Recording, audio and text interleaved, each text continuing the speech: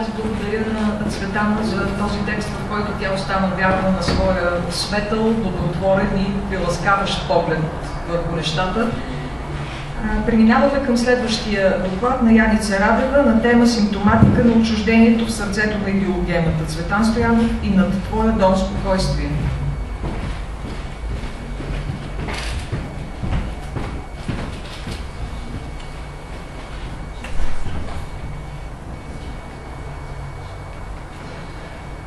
В края на 60-те години на миналия век, в "Взето си, що е автор", един философ формулира фундаменталния принцип на съвременния почерк, като какво значение има какво да говори, и с това препотвърждава смъртта на автора и проблематичността на творбата като такава, разкъсаната връзка между нея и създателите.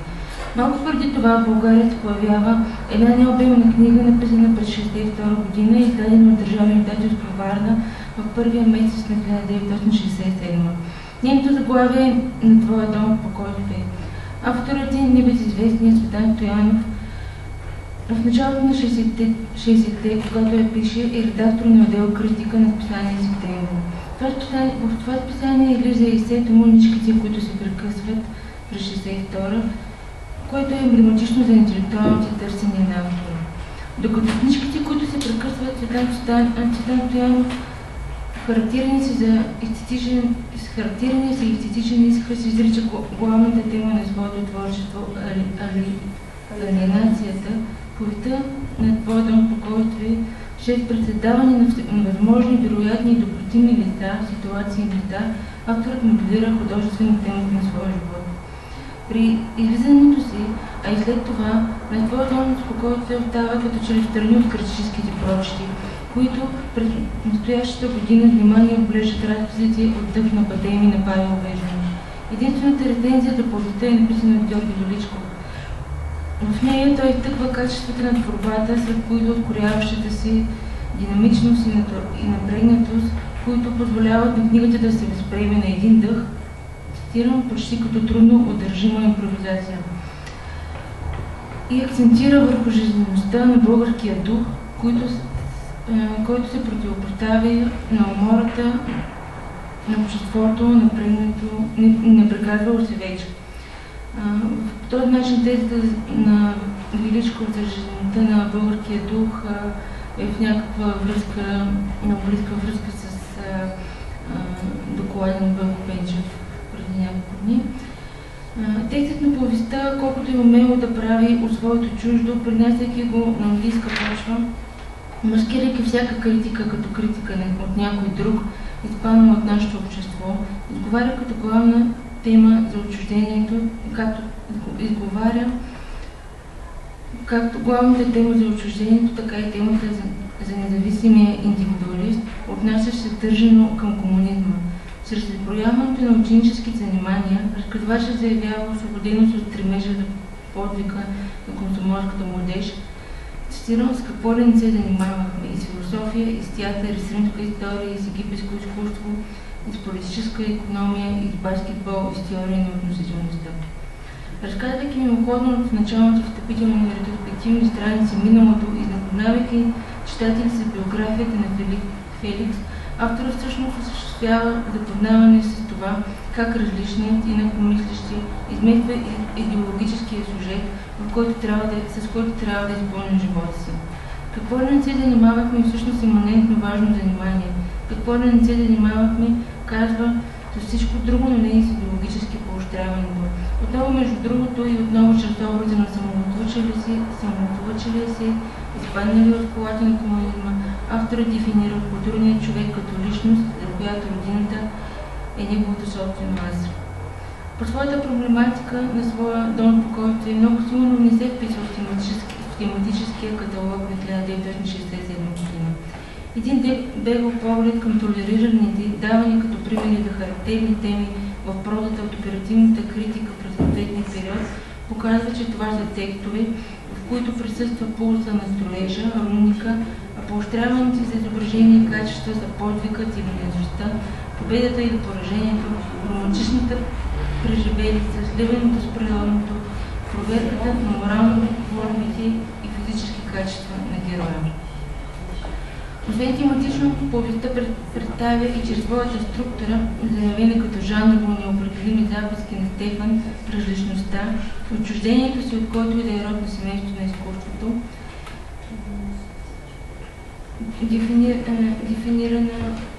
дефинирано от това Фуко. Цитирам думата произведение, единственото, което посочва за толкова прагматични, колкото и статутът на авторовата индивидуалност.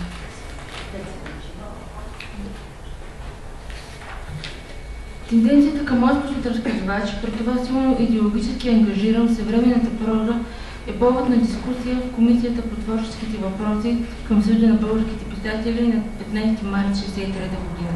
Сред застъпниците на идеологемата са Чилгаш и Иван Мартинов, които препоръчват сериозен разговор с писателите-новатори, които пишат чувство за авторска ненамеса в творбата.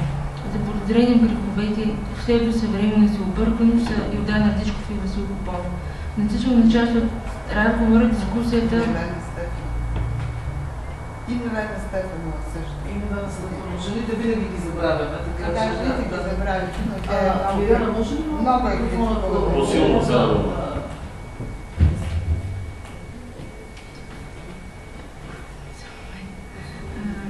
На другия полюс, като... По-добре ли? На другия полюс, като участник в тази дискусия... На другия полюс, като участник в тази дискусия е Цветан Стоянов. Неговата защита на други различни ценностни позиции ясно личи, както в рецензията, която той пише за новоизлязлата книга на Васил Попов "Човекът и земята", така и от разработката на разказвача в собствената му повест "На твоя дом спокойствие". Стефан, разказвачът герой от "На твоя дом спокойствие", желае споделянето, разказа, но най-вече да бъде глас, единствено глас. Защото читателят не узнава нищо повече за него, освен гласа му. Защото Стефан, заявявайки се като слово, вместо да се разкрива, постепенно изчезва в създаденото от него словесно пространство, подобно на художникът от творбата Алфа, чиято творческа цел е отстранение на автора. За гласа и дума на Стефан е важно не как ще изговори преживяното, а посланието да бъде изпратено. Това послание съществува без да е определена категорията. То е послание, нахвърлящо рамката на времето. То е послание за отчуждението, но не между хората, но напишещия към написането. Гласът Стефан, който съобщава именно съобщаващото читател, няма да почувства неговото очудване или неудовлетворение като субект. Има задача да представи заплахата от отчуждението в света. Затова не се грижи да представи себе си, а напротив да заличи индивидуалните характеристики на пишещия. Сред продуктивния сюжет за пътуващия герой Цветан Стоянов отвежда читателя в Лондон, в сърцето на западната цивилизация, презрение от идеологемите на комунизма Запад, където от сблъсъка между очаквани и реални събития се откроява диагнозата на съвременното общество – отчуждението. Текстът го показва на много места по различни начини, дефинира го чрез всички герои, за да оформи без задължително да натрапва извода, че отчуждението е симптом на настоящето. Дошли от комунистическа България, търсещ диалог, достъп също не е застрахован от него. То е това, което вероятно предстои като неизбежност. Дали е достатъчно, че героят обещава, моят живот няма да бъде като твоя. Дали човек успява да усети, когато се късат книжките, дали споменът на осъзнаване не съвпада с момента на неизбежното, когато човек няма как да върне нещата. В финала, въпреки 7-те дни гостуване, колкото Бог е създава на целия света, избликва осъзнатата мисъл, че сякаш не сме се срещали. Приятелите сякаш не са си казали нищо. Тези дни се оказват недостатъчно време човек да достигне човека. Отчуждението е факт, въпреки съпротивата. Пътуванията на героя разказвач в Лондон с сбор от колекции, той отчаяно търси нещо да му се случи, възпитано приема разочарованието на нищо не случването или на случването, което не носи удовлетворение. Провалите следват един след друг и на партията и проститутката. Стефан е романтичен дилетант, търсещ несъществуващи вече или само в нравоучителните книги неща, задълбочени разговори от чужди хора и духовна близост помича за платена любов. Той иска да събере най-добрите каятери от едно чуждоземно пътуване, но се оказва, че след половин часов сеанс воите от лицето на иконата се размиват, а разговорите, така чакани за добри интелектуални сериозни разговори, траят по-кратко от мигновение, докато пламна първите искри на напрежението, които са знак, че общуващите трябва да се отричат на почтено разстояние. Защото това е новия хуманизъм на обществото, защото границите между смисъл и безсмисъл се размити до загуба на различията. Когато водите задълбочен разговор, вие неволно създавате от другия човек една интимност. Вие го принуждавате да се сближи с вас. А представете се, че това го мъчи. Не е ли толкова по-хуманно да спестите мъката, като водите само повърхностни разговори? Това е цитат от повестта.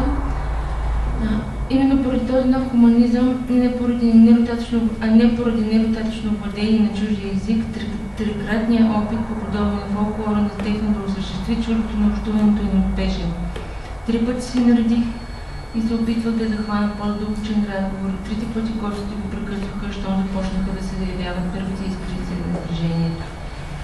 Време да хвъргава категория в чуждия свят. С него се борави трудно, защото то, като че ли е различно за всеки. Случайно срещаната старица на улицата винаги живее в един и същ миг, защото в този отрядък от съществуването я виждат другите. Тя е никоя, тя е старицата с кучето, която по-късно бива забравена. Тя е безименна, тя съществува само 12:30. Времето на близостта в повестта е миналото, както стихотворението на Лилиев дало заглавие на творбата. Само приятел от детинството все още е възможно човек да открие, да се изплаче и да го преживее като реален. Преди началото на творбата стои обяснението за ефективността на героите и слушките. Действителен е само града. Това е градът, който не е предора. Той е нещо друго, някаква мутирала предора, застинало състояние и предпоред. Още в началото Стефан е стъписан. Сетивата му запечатват разликите в очакванията, разлики от преди и сега. Приятелят, който не иска да живее в еднакво израняващо хората общество, обитава квартал в едни и същи сгради. Къщите съвършено еднакви, като че ли произведени фабрично. А нима тези постройки не могат да бъдат разчетени от съвременния читател като реплика към тоталитарното строителство, към новите градове, например Димитровград. Енотипните, нехарактерни и дори без всякакво съобразяване с съществуващата среда. Книжките, които се прекъсват, Цветан Стоянов пожелава да се представи бъдещия град като нелабинарен, негеометричен конгломерат от малки общности, квартали и селца в града. Къщата от повестта не се открива кълна общност. Къщата не е дом. Тя прилича външно на другите, модерна и съвременна, но е престанала да дава уют. Тя е предмет на социална принадлежност, но не е крепост. Английската поговорка "Моят дом, моята крепост" е разбита отвътре, от самата себе си. И още в едно обиталище бива въведен Стефан. Къщата от квартала Сохо, мрачна с 4-етажна сграда, която хората марионетки на неопределена възраст, нейните собственици. Дик, хазяин, който кисне деним в магазина, а после обитава втори етаж, жена му Хилда, съществуваща на 4-ти етаж, като същество от друг свят, така както е на друг етаж. Останалите етажи битуват наемателите. Всички те се срещат случайно, разминават се и разминавайки се разменят някоя реплика, неналожителна дума. Освен това, Дик нарочно, целенасочено издирва проститутки, за да разговаря с тях и изучава човешката им причина да бъдат това, което се жена му постави на друг етаж и друга пространствена точка и не чута думите и не достигат възможното си предназначение. Заповедите не се признават. За да се познае някой, за да познаем самите себе си, е необходимо цитирам напрежение на окончателно неотстраними и съществуването на гранична ситуация. Граничната ситуация е в повестта, като че ли е ненадейно дошла. Тя е по-скоро и катализирана от пристигането на приятеля, човекът от другия свят. Заплахата от развод, възможния крах на семейството, унищожено от самото себе си, е тази, в която героите има шанса да се проявят. Филис компенсира в себе си отчаянието на модерния човек, осъзнал, че нещата не са вред. Неговите пропадания, добрия тон в общуването се основават на осъзнатия ужас пред обезчовечаването, невъзможността да бъдеш творческа личност. Болката на Феликс е болката от неприспособимия към нещата. Това нещата, които не са всъщност прилежащи. Болката от анонимното питие, което е всъщност на съществуване в небитието, съществуване на небитието. Все пак той е поставен на съдбата в най-добрата възможна позиция в обществото. Феликс има всичко, което теоретично погледнато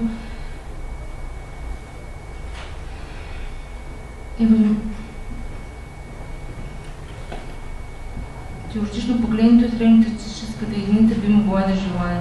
И все пак той е преследен от тревогата за живота.